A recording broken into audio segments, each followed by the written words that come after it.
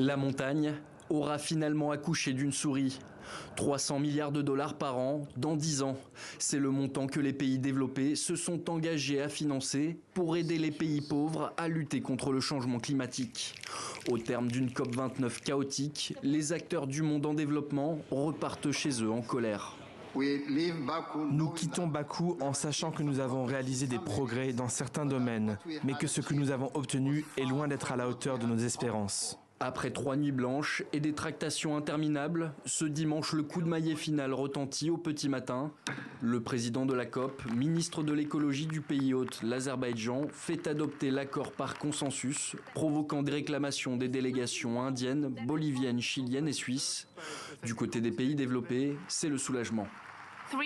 300 milliards de dollars n'est qu'un point de départ. Nous sommes reconnaissants à l'Alliance des petits États insulaires et aux pays les moins avancés de la confiance qu'ils nous témoignent. Et je vous assure que nous tiendrons nos promesses.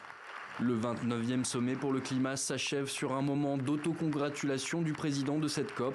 Pourtant, Bakou aura été copieusement critiqué pour son organisation et sa répression des militants pour l'environnement et les droits humains. Comble de l'ironie, l'appel obtenu à la COP28 à la transition vers une sortie des énergies fossiles ne figure plus dans le nouvel accord et l'Azerbaïdjan prévoit même d'augmenter sa production de gaz destiné à l'exportation. Les peuples autochtones souhaitent condamner les méthodes contraires à l'éthique et les résultats encore plus contraires à l'éthique que cette COP a produit. Il n'y a rien à célébrer ici aujourd'hui. Si nous rentrons chez nous avec 300 milliards et que nous disons que les pays développés prennent les devants, c'est une insulte à ce que dit la Convention.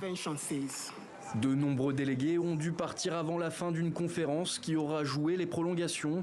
Certains d'entre eux se retrouveront en Corée du Sud dès demain lundi, alors que 170 pays se réunissent à Busan pour une semaine avec le fragile espoir de forger le premier traité international visant à éliminer la pollution plastique.